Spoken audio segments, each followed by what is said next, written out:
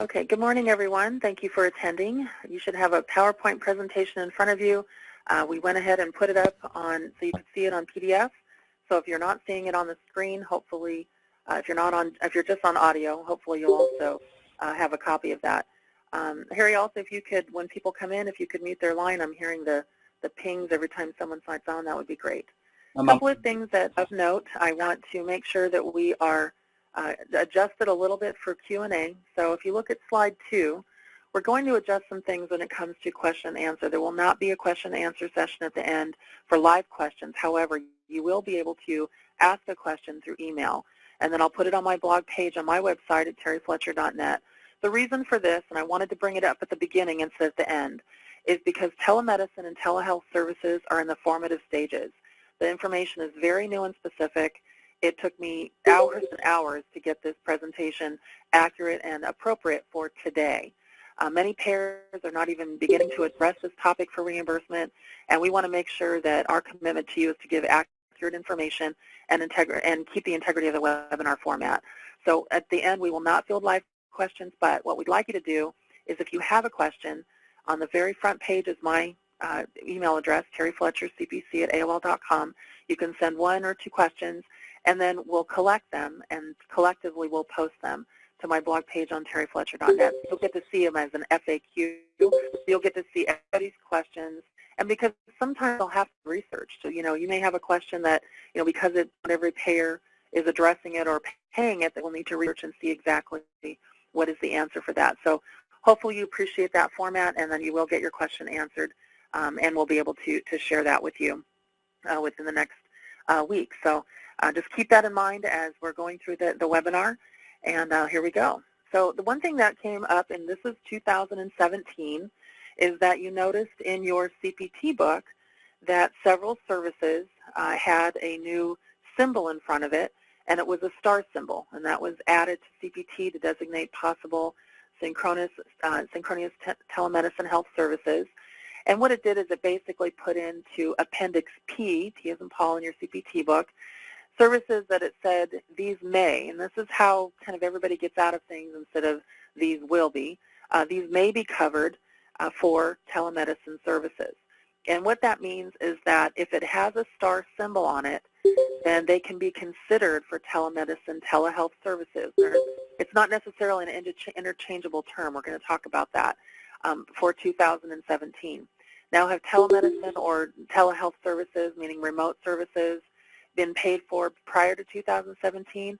Some services have, yes, absolutely. You can think of, if you're in the cardiology specialty, we've got remote checks for pacemakers, device checks. We have, remote services for reads. There are several things as far as remote services have been captured. But what we want to look at here is in 2017, how far has that come where we can actually, so for example, bill an office visit, and who's paying for it? And is it something I want to bring into my practice? Prior to the webinar, it was kind of interesting to me how many personal phone calls I received saying, are you covering this specialty? Are you covering this specialty? And we are going to talk about this in a general sense, but you'll see me kind of touch on a couple of specialties here. And this is a subject that we are going to continue to evolve from, and probably every other month bring you another webinar on it, because the information is going to continue to build. One thing I just got this morning, I just got an email from a House committee with our federal government. Since I'm a Medicare auditor, I get those right when they're approved, and just talking about veterans and e-health. And so just this morning we get some information on that. The other thing that we get is talking about commercial insurance. It's been called plush care. I have it. I have dental health, Delta Health on my EPO, and we have it. And so, if I want to, deal with telemedicine services, I can. It's also been called VIP care, telehealth, e-visit, things like that. So we're going to really talk about, or I'm going to discuss the Medicare take on it. I'll throw in a little bit of Medicaid, because that's actually a pretty big deal. At the end, I'll tell you what some of the new stuff is for the VA, for those of you that are working in that, and then also commercial insurance. But I'm taking an approach here just to make sure, before we really get into the coding and reimbursement of it, I wanted you to know what it is. Know what it is, decide if it's something you want to do for your practice, understand the terminology, really get into the defining moment of it, and because it's very controversial.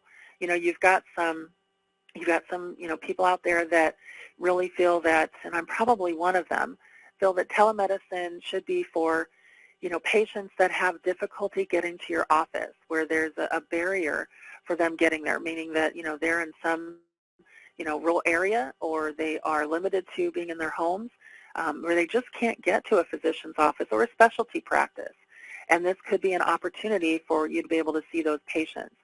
But we want to make sure that we're knowing the rules from a basic level, that we understand what is billable at this point, and then really kind of moving forward into the coding and billing, and there's modifiers involved. But there's Medicare, and then there's everybody else. So just be aware that you've got two different kinds of payer rules on this, and you also have state rules.